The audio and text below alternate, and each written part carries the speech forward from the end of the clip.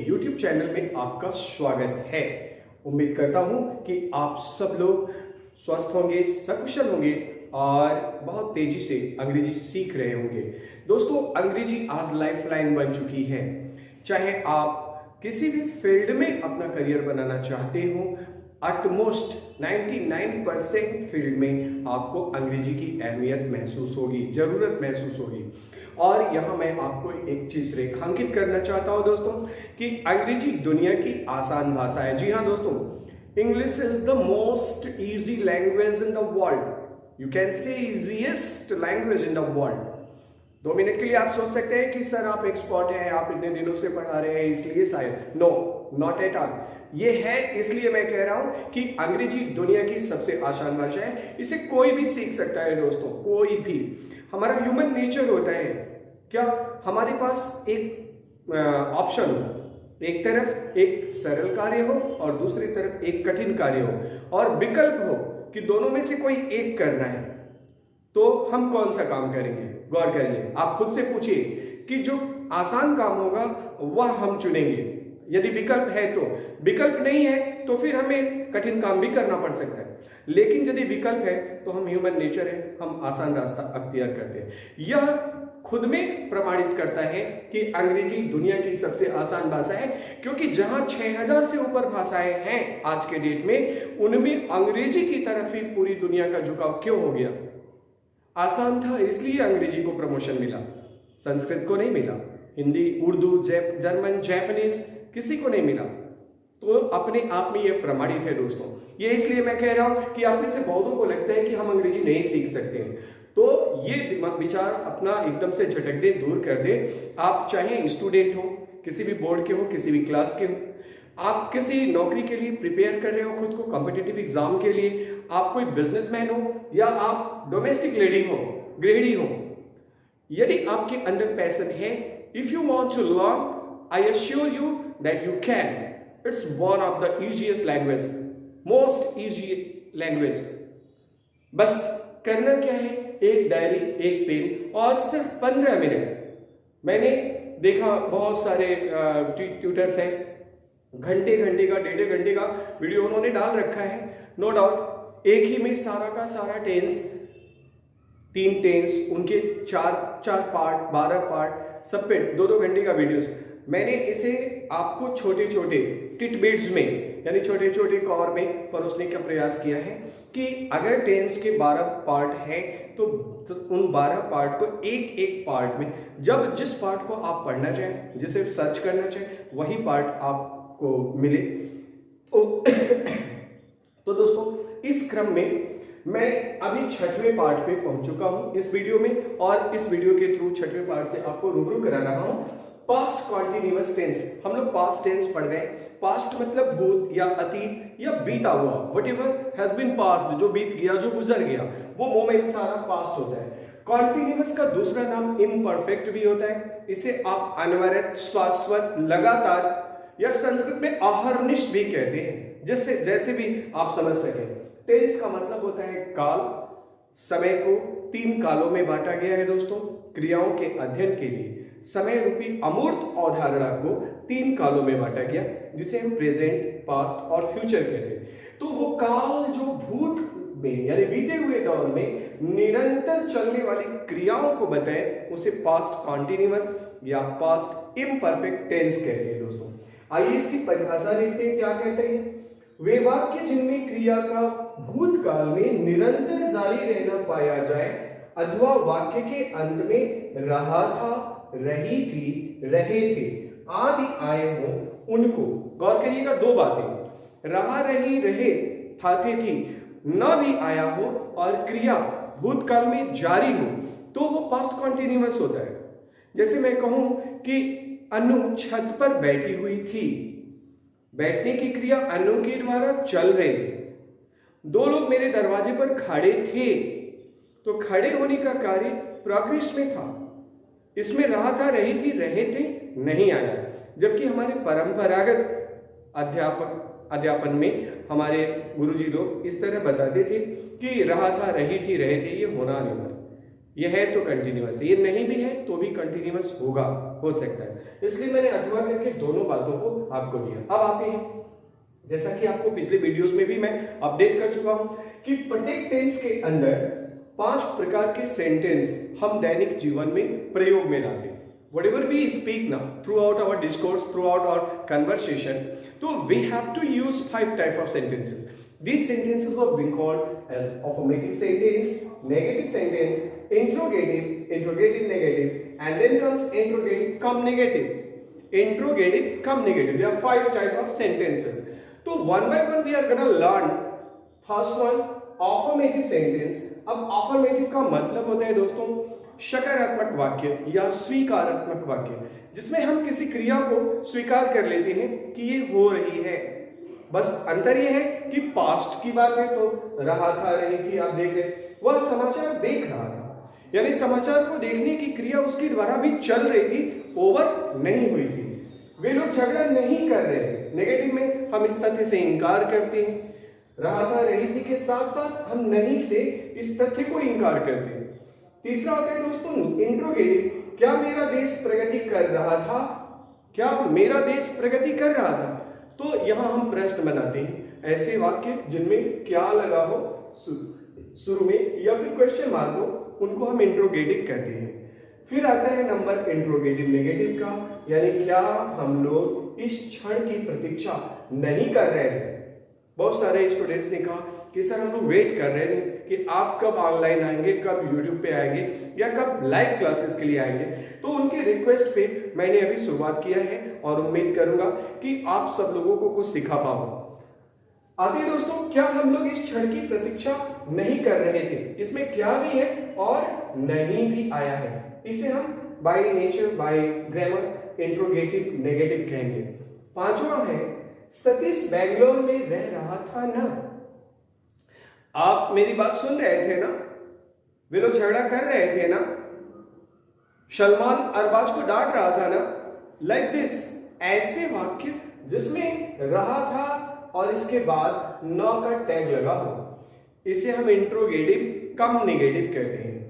तो अब बात करते हैं दोस्तों, इन वाक्यों को हम ट्रांसलेट कैसे करते हैं, कैसे इनको हम हिंदी में लिखेंगे, हिंदी के इन वाक्यों को अंग्रेजी में लिखेंगे और अंग्रेजी में बोलेंगे, बोलचाल में कैसे शामिल करें। इसके लिए दोस्तों गणित, भौतिक विज्ञान या रसायन विज्ञान या जीव विज्ञान के बड़े बड़े न्यूमेरिकल्स सॉल्यूशंस और बड़े बड़े पिक्चर्स जो चित्र के द्वारा समझाए जाते हैं, उनके इतर यानी उनसे अलग सिर्फ 1 लाइनर फॉर्मूला होता है हमारी अंग्रेजी में। मैं बार बार कहता हूं अंग्रेजी आसान है इसलिए भी कि इसमें कोई 1 पेज का सवाल नहीं होता है, कोई 2 पेज का सॉल्यूशन नहीं होता है, न्यूमेरिकल नहीं होता है जिसमें बहुत ज्यादा आपको माथापच्ची करना होता है। सिंपल 1 लाइनर फॉर्मूलेज को आप एडॉप्ट करके बहुत शानदार तरीके से अंग्रेजी को प्रयोग कर सकते हैं अपने जीवन में। आइए देखते हैं। तो 1 लाइनर पैटर्न कहते हैं, चाहे आप कहीं भी अध्ययन कर रहे हो, सब्जेक्ट was verb की ing form which is called fourth form also, then comes object दोस्तों। was verb helping verb के रूप में continuous में past के प्रयोग की जाती है। इसमें was और verb को आपको प्रयोग में ये सावधानी रखनी होती है कि सिंगुलर के साथ was का प्रयोग करते हैं और प्लूरल के साथ हम verb का प्रयोग करते हैं। सिंगुलर के साथ was, अब यहाँ पे एक एक्सेप्शन होता है आई को यहाँ पास्ट में सिंगुलर की तरह ट्रीट किया जाता है।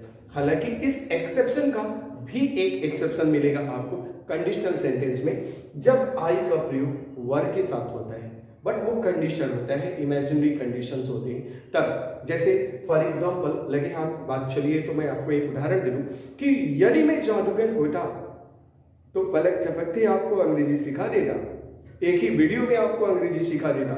यदि मैं जादूगर, बट मैं हूं नहीं, गौर करिएगा। तो ऐसी बातें, यदि मैं पक्षी होता तो आसमां में उड़ता, ऐसे यदि मैं शिक्षा मंत्री होता तो शिक्षा व्यवस्था की तस्वीर बदल देता देश की, लाइक दिस। ऐसे कोई भी सवाल जब आप करते हैं, कंडीशन अप्लाई होता है, इमेजिनरी कंडीशन हो, तब आई के साथ हम वर्ब का प्रयोग भी करेंगे। बाय द वे आगे बढ़ते हैं। इस नियम से देखें, वह समाचार देख रहा था, वह समाचार देख रहा था, तो यहां हमने बनाया ही के साथ वाज का प्रयोग किया, वाचिंग, वाच में आईएनजी का प्रयोग किया और news. He was watching news, simple. दूसरा है कि वे लोग झगड़ा नहीं कर रहे थे। अब निगेटिव सेंटेंसेस में आपको वाज और वर के बाद नॉट का प्रयोग कर लेना होता है, बाकी सारी चीजें सेम रहती हैं। नियम के अकॉर्डिंग वे लोग की अंग्रेजी दे, वर यहां बहुवचन है इसलिए वर का प्रयोग किया, नॉट, क्वारलिंग और फाइटिंग, जो भी आप सेंस ले उसका प्रयोग आप कर लेंगे। तीसरा है दोस्तों, क्या मेरा देश प्रगति कर रहा था, क्या मेरा देश प्रगति कर रहा था। अब यहाँ पे रूल है कि क्या के लिए वाज और वर को सबसे पहले निकाल लेना होता है, फिर सब्जेक्ट, फिर V4 वर्ब की चौथी फॉर्म और ऑब्जेक्ट का प्रयोग किया जाता है। तो वाज का प्रयोग किया क्योंकि कर्ता हमारा माय कंट्री सिंगुलर है, एक देश की बात हो रही है, तो वाज माय कंट्री प्रोग्रेसिंग और मेकिंग प्रोग्रेस, दोनों में से किसी का भी प्रयोग कर सकते हैं।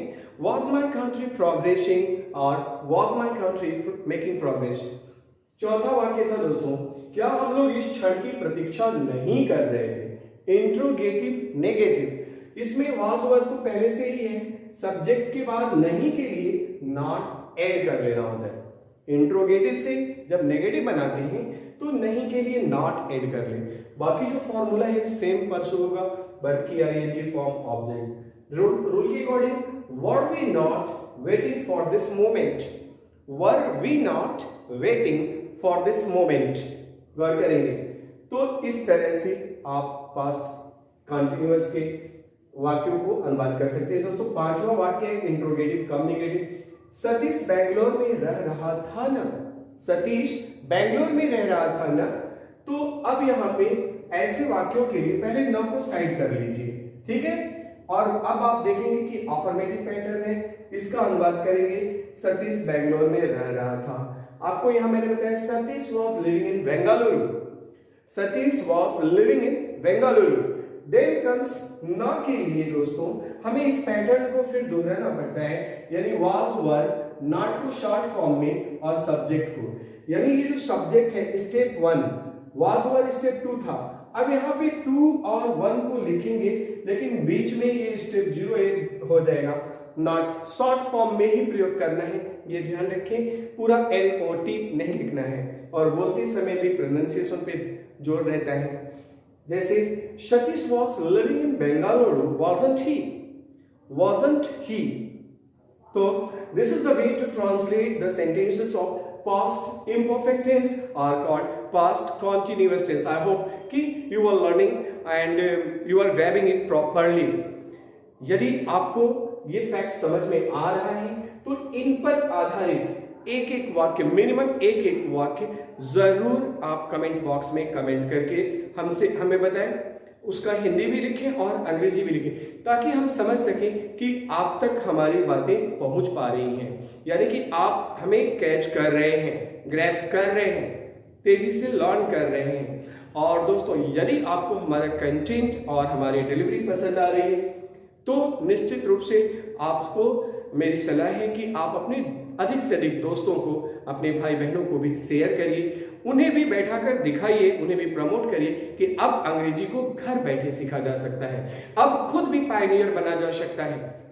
जिस भी फील्ड में हो, जिस भी जगह पे हो, आप वहां के पायनियर बन सकते हैं, क्योंकि ये जिम्मेदारी, ये राष्ट्र के प्रति एक समर्पण की जिम्मेदारी है। ये सिर्फ एक व्यक्ति तक सीमित नहीं है दोस्तों, इसे जिस भी फील्ड में रहे, जिस भी फील्ड में जो भी सेक्टर आपने चुना हो अपने लिए, उसमें टॉप पे जा सकते हैं। इसके साथ ही दोस्तों यदि चैनल पे नए हैं तो आप चैनल को सब्सक्राइब कर लें और बेल आइकन को हिट करना ना भूलें, क्योंकि इसकी वजह से आप हमारे वीडियोस को सबसे पहले देख सकेंगे और आपके सीखने का अभियान जो है वो कभी बंद नहीं होगा।